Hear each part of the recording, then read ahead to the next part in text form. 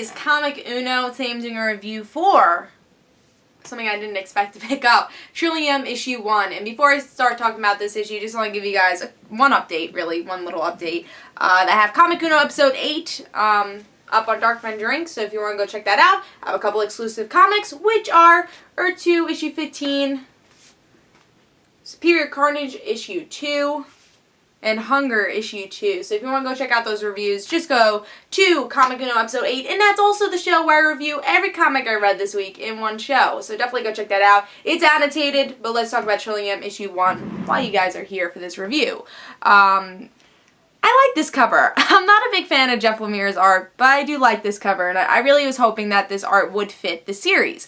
It didn't fit when he did the Adventures of Superman story. I did not like that art at all. But I think his art could fit for certain stories. And I was really hoping that Trillium would be that story it fits for. And I was hearing a lot of great things. I wasn't initially going to pick it up, but you know, I was like, you know what, let's pick up Trillium. I'm not getting that much this week, so I want to give it a try. And this is a Vertigo book where it's kind of like the indie of DC, where we get to see the DC writers write their own, create their own stuff. So that's always fun to see with Vertigo. And Jeff Lemire is a really good writer. Even though I don't love his art, he is a good writer. And this book is actually a little different from others. So we get two stories combining into one. One part is of this scientist who is from like the year 3000 something, and that's one part. Now you flip the book to get the second part of the story, which is about this guy from the 1920s. I think it has to do with World War II. I think that's, yeah, World War II. He is during World War II. And he's a soldier, you know, he's living the past as a soldier, but now he's like, he's more of an archaeologist trying to find this tomb. And now they're trying to find the same tomb for different reasons. Now, in the end, it's not really a cliffhanger, but they both meet up. So these two stories start colliding. Which is really interesting. I've never seen that with a comic. I'm like, wow, that's actually really original. And I was pretty excited for that. So the first story about the soldier, who is the guy from the 1920s, he's reliving the war. He's trying to help his brother as an, I think his brother's also an archaeologist type of character, and our main soldier guy, he wants to find this tomb for some reason, has some sort of special powers or something, he has something special there, but people are getting killed there. So the brother's like, I don't think this is a good idea, I think the war affected you too much, let's go home. And he doesn't go home. People actually, there's savages there, and kills pretty much everyone there.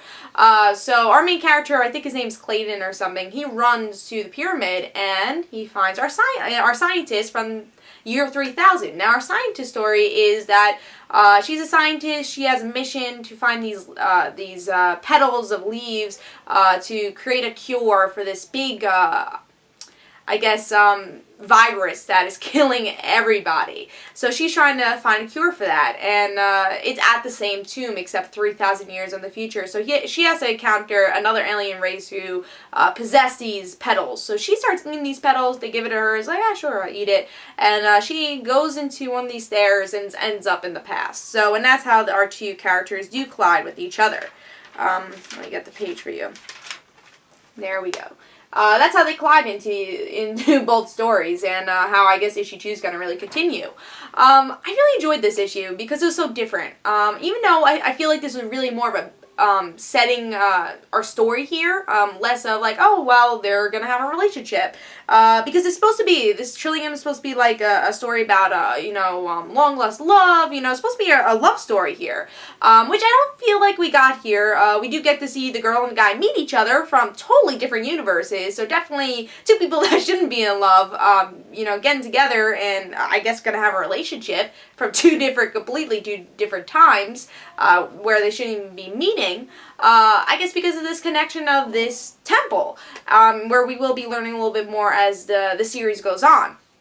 But we do get a little less of that romance. We're learning about these two characters, which I think is very important. And I think they really did here well, which really what a first issue is about. And I thought this series and this issue was so different. And do we really get love stories that much with superhero comics like this? No, and that's what really surprised me and what gets me really excited here, and I think this was such a good basis for issue 1, really a fun issue. Again, I wish we got a little bit more of the romance and a little bit more of that connection, see like, oh, with me they knew each other or something, I don't know. maybe a little bit more of a connection between these two characters. I think we'll get more of the connection with the next issue and see this relationship really grow and see more about this temple. But I'm really excited to see where this love story goes and really how this love story starts, because really we're just getting to see who these two people are. I think now we're going to see how they connect, and I'm really excited for that. The art is a little bit hard to get used to, but I think you do get used to it, and I think it does fit the story well enough, especially the coloring really fits here. If it was like a superhero book, I would say no, this art's not good. Because I've said that, and I remember the Adventures of Superman, Jeff Lemire did art for it, and I'm like, I don't like it, I don't think it fits for Superman. But for this style story, I think it really did fit.